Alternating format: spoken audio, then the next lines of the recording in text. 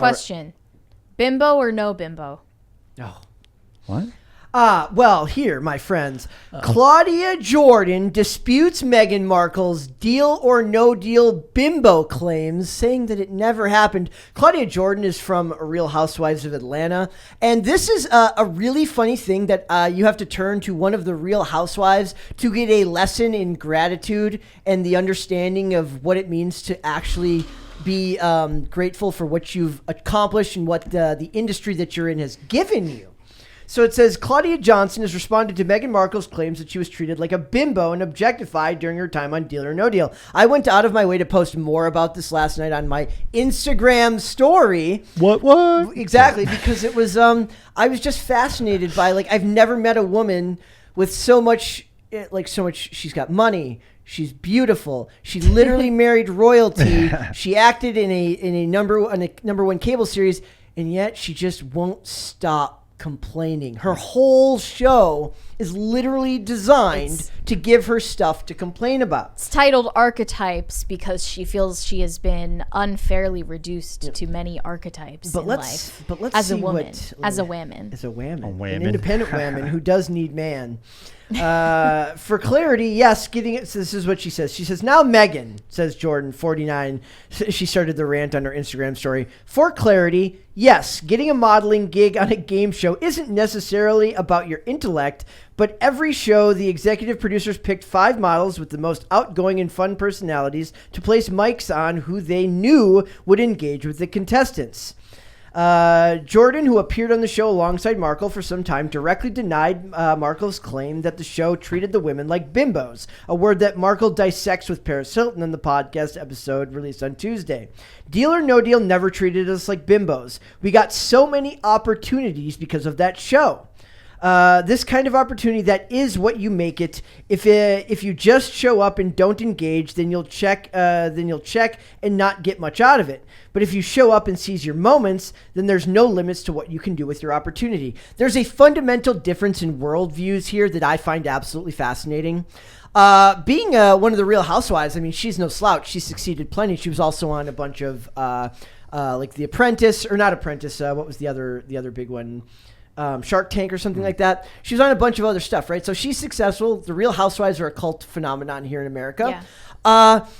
She's grateful for all the opportunities that were afforded her on what was essentially just a modeling job.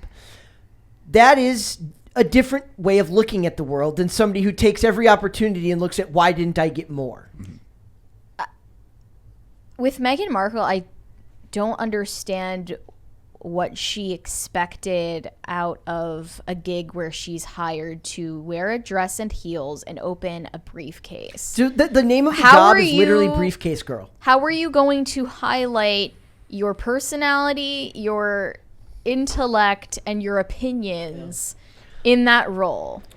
It's not even acting. It's literally modeling. It's as close as you can get to just like being in a still static image. I posted the video of the thing yesterday on my story. I'm like waiting for the moment. I'm like waiting to hear about foreign policy, women's issues. Oh no, she's just opening a briefcase. What the hell is she supposed to do? When is she supposed to say something? So maybe her real complaint was about the climate on set for Deal or No Deal, but she also was refuted on that. Yeah. Saying that everyone else felt respected. Yep. Otherwise, this would just mean that Meghan Markle got singled out, and that's not true.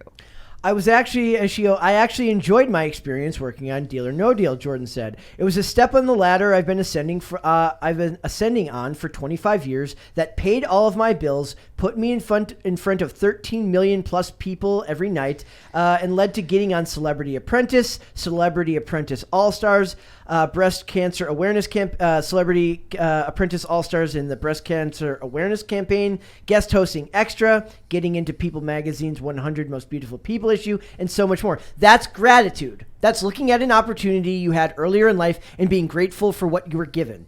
Meghan Markle will never be happy. I don't even think that you have to be outwardly grateful to the people who casted you in this role or this modeling gig.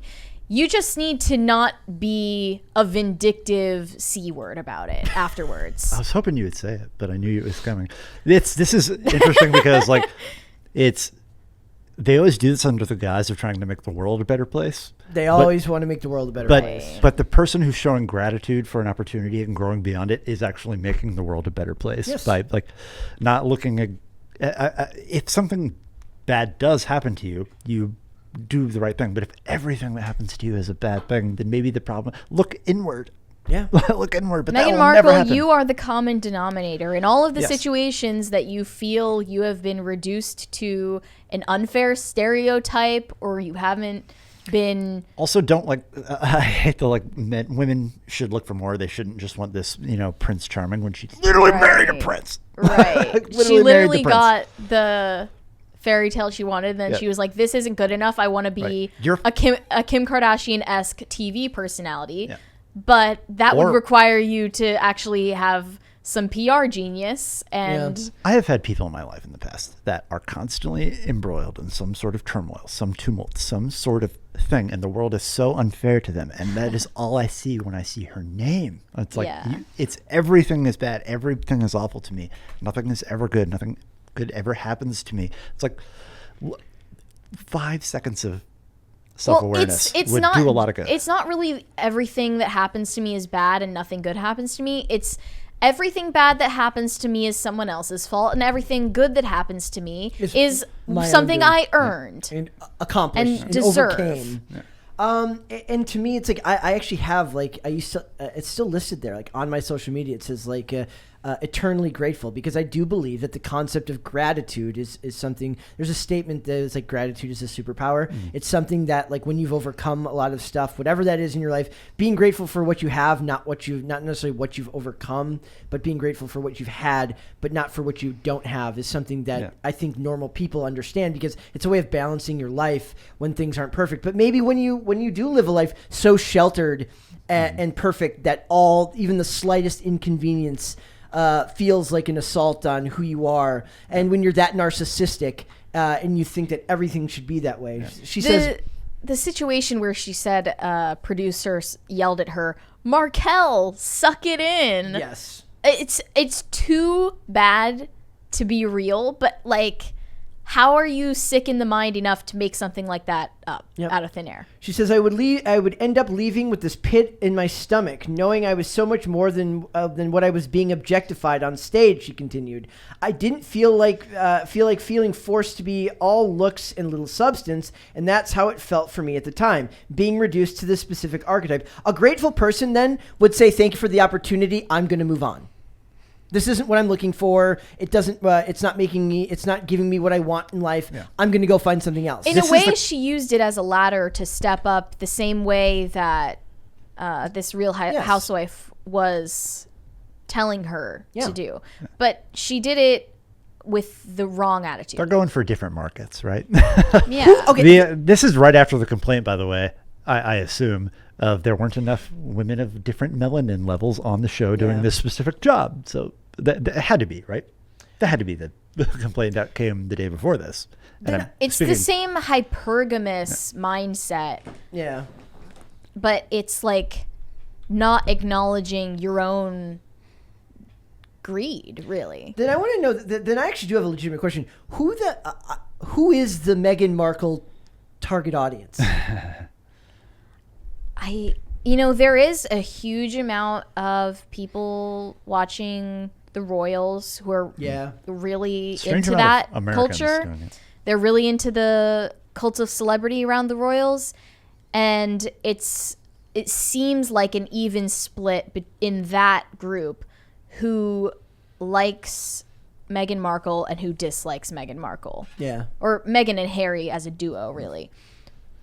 It seems split down the middle, and that's a big fan base for the royals. There's a comment here. Yeah, he always looks like he's on an invisible leash. Fine, I'll sell my gun collection. Fine, just. And then she's like, well, I've got a headache. I'm going to bed. There's a comment here from Night Call. It says, remember when First World Problems was a thing? First World Problems was the great Western unifier, okay? Now it's all about individual, it's subcategories of people. It's racial demographic problems. It's based on your race. It's based on your sex. It's based on your gender identity. That divides. First World Problems helped us unify us into understanding how good we have it here in the West. Even me, like everyone, whether you're from a low income household or you're from a rich household, hopefully if you were raised right, you'd understand that you both have a level of privilege that 85% of the world simply doesn't have just by being born here. It was the great unifier. Mm-hmm. It was. Bring back first world problems. 100% right. Bring back about pet that. peeves. But it's by design. Bring back the term first world problems and bring back mean celebrities read mean tweets without them clapping back, and society will be all the better for it. Saying first world problems, I remember an article in like 2019 saying that it was like a cancelable offense. It's like if somebody says this, it means that they don't understand. It's like, bro. Yeah. It was a joke all along anyway. It was never claiming that people in the first world don't have real problems. No, it was just saying like, it was literally just a way to say, like, remember to be grateful for what you do have. Exactly. That's it. Yeah. Like, it's like, it's like your parents. Things could always be worse. That's how I was raised. Like, things could always be worse. It's not even that. That's like a negative outlook. But that's how you perceive it. That's how you take it. I didn't saying take it first world problems was always just a joke. It was a joke. It wasn't meant to be moralistic and instructive. I disagree. I think it became a joke, but to say like, I know first world problems, like be mindful of what you're saying. It's okay to like, you do have problems, but be mindful. Well, it's about that hierarchy of needs. Like you have shelter and food. Yeah. Right. And then above those are like your psychological needs. But it's not meant to be inherently serious. It's both. It is like, yes, it is a joke, but it's also be grateful for what you have at its very core. Like maybe that's why Markle bothers me so much. Maybe that's why like her and Olivia Wilde bother me so much, because I feel like they have these charmed lives that they have absolutely no respect for. I think that they're not willing to recognize the way their celebrity and sex appeal gives them a huge advantage over like the 99th percentile in society. Like they can pretty much get whatever they want. Women like Olivia Wilde and Meghan Markle, they are at the top of the food chain, well, ironically complaining more than almost everyone else. I used to talk with my coworker about like they were very like what we would call woke, but they said something and they were talking about telling me to check my privilege, right? I said something about hot privilege, and they were like, well, I will agree with you there. And I was like, at least we agree on that that is a thing. Yeah. Oh, yeah. Being attractive. Why isn't there affirmative action about, like... non-conventionally? Yeah, for ugly people. Why isn't that? That's why they hired me. If pretty privilege or hot privilege is a thing, which we all know it is, why is that not just as systemically... why is that not just as much of a systemic disadvantage for ugly people that needs to be remedied as anything related to race, disability, socioeconomic status, etc.? Like, I understand that complaint. You pick and choose the battles that you want to wage. Kind of like the cart thing, right? Like we talked about with the cart thing. Like it's you pick what you're outraged by. Like everybody picks their things that they're outraged by. I'm the affirmative action hire here for beauty.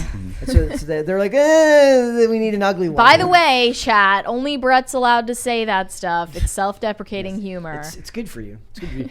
You got to touch grass. If unconscious bias is ever a thing, it is about attractiveness. Yeah.